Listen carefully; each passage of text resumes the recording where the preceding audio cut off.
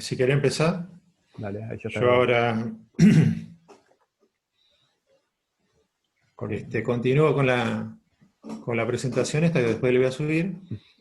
Eh, una cuestión interesante que lo vemos en el laboratorio también es armar una pequeña curva, perdón, una pequeña celda de electrólisis para obtener hidrógeno y oxígeno en el laboratorio, al mismo tiempo. Recuerden que el agua tiene ya los dos elementos y naturalmente no se desprende ni hidrógeno ni oxígeno. Uno lo tiene que obligar a que el, el esperen que voy a ir armando ahí, ahí está, que en la semicuación de oxidación el hidrógeno, perdón, el oxígeno que está como -2, no sé si alcanzan a ver acá, voy a anotar ahí, el oxígeno que está acá como -2 pase a oxígeno 0, y el hidrógeno que está en el agua también, como +1, que pase a 0, ahí o acá. Lo vamos a plantearlo desde acá, que es mucho más fácil el balance. ¿Por qué lo planteo en medio ácido? Porque para hacer esta experiencia, básicamente llenamos una solución acidificada con sulfúrico de agua desmineralizada. O sea, evitamos tener dentro de estos tubos cualquier otra especie que se pueda estar oxidando o reduciendo, porque estamos obligándola. Recuerden la diferencia entre electrólisis y pila o redox que veníamos trabajando en el práctico anterior. La diferencia es que estas son reacciones no espontáneas, o sea, ustedes le tienen que dar un potencial mínimo para obligar que la reacción la encausan en ese sentido. Entonces, cuando hacen la suma de estas dos semiecuaciones, me va a quedar que 2 moléculas de agua van a generar 2 moles de hidrógeno y 1 de oxígeno. Fíjense acá, sobre este lado, entre este tubo que es hidrógeno y este tubo que es el oxígeno, la diferencia de altura prácticamente es el doble, ¿no? Se alcanza a ver, si yo trazo una línea por acá, prácticamente es el doble de hidrógeno que de oxígeno. Eso fácilmente se puede ver en la reacción total, ¿no? Por cada 2 moles de agua aparecen 2 de hidrógeno y 1 de oxígeno. Entonces tenemos que tener cierta acidez, digamos, en este ensayo. Estos electrodos son de unas barritas de eh, acero inoxidable. No ponemos platino por una cuestión económica, pero bueno, funcionan bastante bien, ¿no? Los dos gases son incoloros. El resto de los productos de la reacción, que prácticamente están los protones dando vuelta, el sulfato que no interviene, son todos incoloros. Entonces, más allá de ver el desprendimiento y la acumulación en el tubo cerrado, están invertidos, fíjense que están invertidos. Esto no está tapado, está abierto, para que pueda haber conducción eléctrica de acá a acá. Pero están invertidos para que el gas se vaya juntando en la parte superior. Entonces, como para que ustedes vayan analizando, revean el tema de redox, hay una transparencia en donde tienen una pila de un lado y una electrólisis del otro, y traten de ver o justificar a qué Born está enlazado cada uno, ¿no? Entonces recuerden, como regla general, en la semicuación de oxidación ocurre en el ánodo y la reducción ocurre en el cátodo. Entonces, cuando es una pila, el cátodo tiene un signo y el ánodo el signo contrario, y cuando es una electrólisis, yo lo obligo a que sea distinto, ¿no? Entonces, tengan en cuenta eso, háganse un esquemita, tipo esquema de tabla o de diferencia entre los dos. Lo que sí siempre va a quedar en el ánodo la oxidación y en el cátodo la reducción. Se me había quedado... Ah, me cae. Bueno, sí, ahí estamos. De todas maneras lo está grabando, Micael. Eh, entonces, este método lo pueden hacer hasta con una pila chiquitita de 9 volt. Digamos, 9 volt y un poquito de vinagre. Esto lo pueden hacer en su casa, ¿no? Teniendo algún frasco o algún tubo. Lo que sí hay que tener mucho cuidado de no mezclarlos estos dos porque resulta ser una mezcla explosiva, ¿no? Pero habitualmente uno lo puede reproducir fácil a esto. Este no es un método muy adecuado para obtener hidrógeno en el laboratorio porque por una cuestión económica, ¿no? Eh, Le doy más energía y tengo otros métodos más baratos, ¿eh? Entonces, usar un ácido con un metal electropositivo es mucho más económico. Entonces, este tipo es a modo de ejemplo de electrólisis de agua, ¿no? Desde hace mucho tiempo se está intentando obtener esto para una celda de combustible y resulta antieconómico todavía, ¿eh? A lo mejor más adelante lo podrán bajar un poco los costos. Voy a ver si puedo continuar.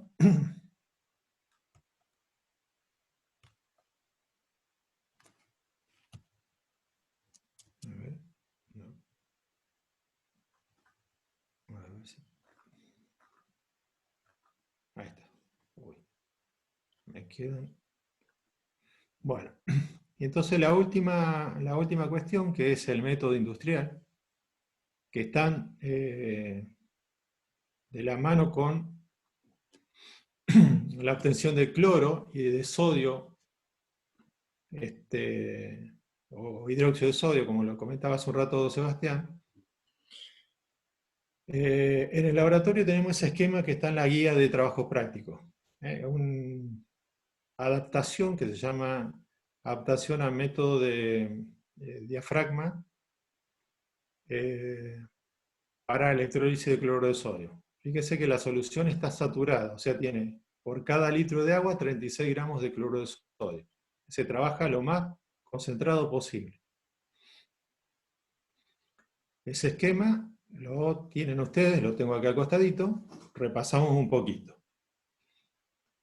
Consta de un vaso A, un vaso poroso, es este que se ve unido ahí en la gráfica, que se permite que haya circulación de iones entre un compartimiento y el otro. El vaso B para retener todo, un vaso de precipitado. El C es un ánodo de grafito, este que está central. El ánodo pasa al interior del vaso poroso, donde ocurre la ánodo-oxidación, y en el cátodo la reducción. El cátodo es simplemente una malla de acero, es como un tejido desplegado, un tejido de mosquitero, digamos, desplegado y enrollado, y se conecta al borne negativo de la fuente de corriente continua. Recuerden que todo esto, para poder usarlo, tenemos que poner un transformador adelante del enchufe eléctrico porque el dispositivo de enchufe tiene corriente alterna. Entonces necesitamos que tenga una polaridad definida el ánodo y el cátodo. Bien, entonces dijimos el D, el cátodo de acero unido al borne negativo y el ánodo de grafito unido al borne positivo. Dentro de esta solución, después se va a concentrar y va a quedar hidróxido de sodio. Perdón, acá en el vaso E, esto lo tenemos como para evitar que se escape un gas que se genera acá adentro. Afuera se genera hidrógeno, adentro se genera cloro, que es lo que vamos a ver ahora. Algo les anticipo Sebastián ahí en la parte anterior. El elemento F, que está ahí simbolizado con una flecha, hay un círculo con una flecha, es un amperímetro. Entonces uno puede realizar una contabilidad de cuánto circuló de corriente. Toma el tiempo, la cantidad de corriente, o sea, La cantidad de amperes que circuló y el tiempo le da la cantidad de coulombios. Ahora lo vamos a revisar un poquito. Repasando un poco de lo que ocurre en cada una de las partes, si tenemos cloruro de sodio y analizamos todas las especies que están en el cloruro de sodio y el agua, hay 4 posibilidades. En el cátodo que se reduzca sodio, sodio más, sodio cero, o el hidrógeno del agua a hidrógeno cero. Fíjense en los potenciales que va teniendo. Para la parte anódica, el cloro se puede oxidar a cloro cero, o el oxígeno del agua se puede oxidar a oxígeno cero. ¿Sí? Entonces, si uno analiza esto por valores,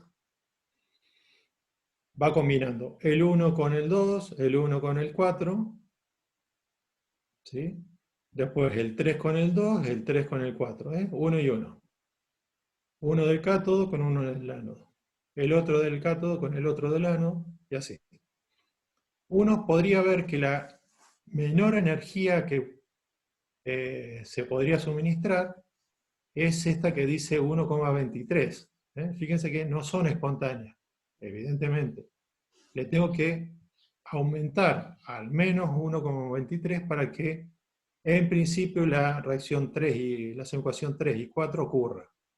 Si miro cuál es la 3 y 4, es desprendimiento de hidrógeno en el cátodo y oxígeno en el ánodo. Bien, cuando ustedes arman esto con los dispositivos que tenemos ahí, no ocurre eso, y es algo lo que le anticipó Sebastián. Hay que tener en cuenta un valor de sobretensión. Entonces yo lo que hice es tomar el valor anterior, digamos, que acabamos de calcular, y incrementarlo por los valores de sobrepotenciales. ¿Dónde vamos a tener valores de sobrepotenciales? Básicamente donde tienen algún desprendimiento gaseoso, cloro, oxígeno e hidrógeno.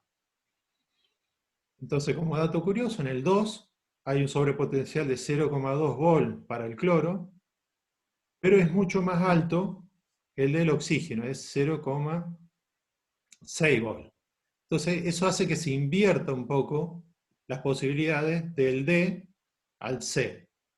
Entonces, realmente no está ocurriendo desprendimiento de hidrógeno en el cátodo y oxígeno en el ánodo, sino que en el cátodo sí sigue habiendo hidrógeno, pero en el ánodo se obtiene cloro. Por eso esta industria se llama de cloroalcalina. Se obtiene cloro por un lado y una solución de hidróxido de sodio por el otro, que es en el cátodo, perdón, afuera.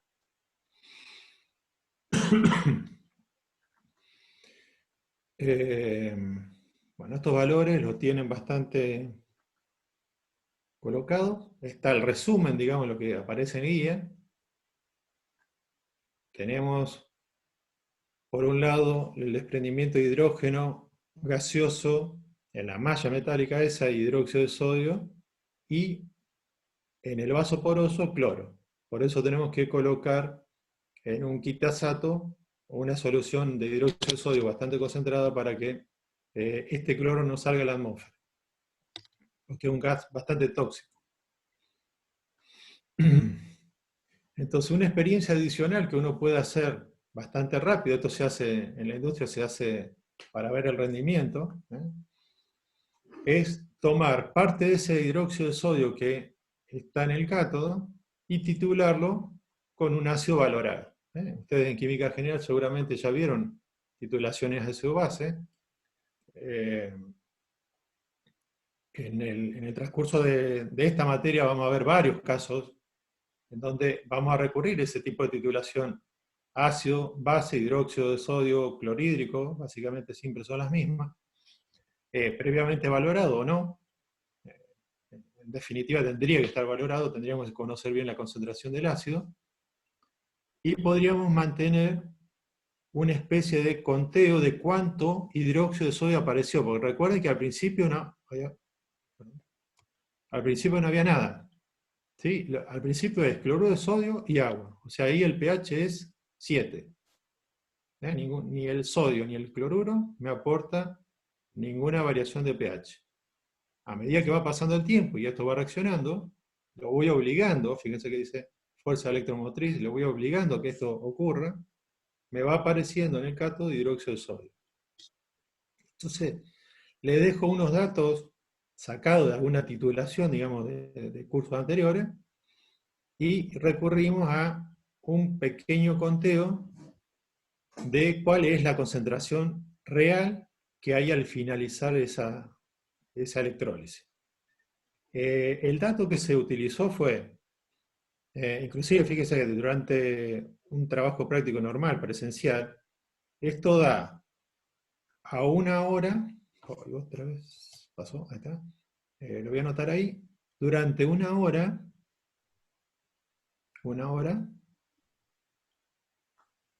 pasando una corriente de 1 ampere.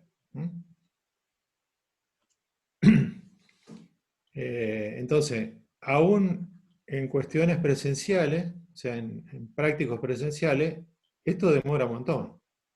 Y lo único que puedes lograr ver un poco es el gas que se desprende acá. De todas maneras, el vaso es opaco, es sería como un vaso de cerámica, pero es porosa, como si fuera una taza, ¿no? No sé si saben cómo son los ladrillos estos retac, que se llaman, son unos ladrillones blancos grandotes, son bastante porosos. Bueno, es muy parecido a eso, una cerámica no barnizada. Entonces, ese análisis químico que pueden hacer en el laboratorio es muy fácil, porque necesitan titularlo nada más, poner un poco de fenolftaleína y sacan qué cantidad gastaron de hidróxido, supónganse, de hidróxido de sodio acá, para consumir 25 mililitros, 0,5 molar de ácido bien determinado de su concentración. Con este pequeño cálculo yo puedo inferir que la concentración dentro del cátodo me quedó como 0,43 molar de hidróxido de sodio generado. Entonces, para realizar un cálculo de rendimiento, a ver si toda la energía que yo puse en juego, energía eléctrica, toda la energía que puse en juego en esta reacción se transformó en las especies químicas que quiero. ¿Qué hago? Voy y hago uso de la ley de Faraday. La ley de Faraday, si lo estuvieron viendo, si no repasen en la clase de Redox, me dice que por cada Faraday hay una circulación de corriente de 96.500 aproximadamente, ¿no? Coulombios. Esa cantidad de corriente es suficiente para, según esta estequiometría, miren cómo está, aparezca un mol de hidróxido de sodio. ¿Está bien? Un mol de hidróxido de sodio. Entonces, yo no hice circular un Faraday por ahí. ¿Por qué? Porque lo mantuve 1 ampere durante una hora. Entonces, vamos a calcular la cantidad de coulombio. Ampere por segundo se llama coulombio. El cálculo básico de cambio de unidad. La cantidad de corriente. Ampere por segundo. Considerando que el amperaje no varió en todo el tiempo, lo tomo lineal, digamos. Entonces eso me da solamente que hubo una circulación de 3.600 coulombios.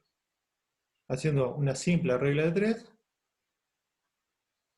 obtengo que me aparecieron 0,037 moles de hidróxido de sodio, pero ojo que es teórico. Eso es hidróxido de sodio teórico. Bien, ¿qué necesito para compararlo con la molaridad real que titulé? Bueno, primero es conocer esos moles en qué volumen está. Entonces, básicamente, si medimos el contenido total que nos queda al final de la experiencia, para este dato nos dio que es 70 mililitros.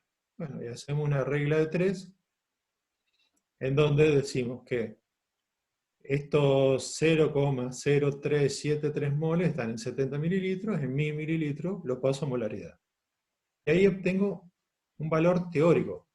Un valor que involucra solamente considerar cuánta energía le entregué al sistema.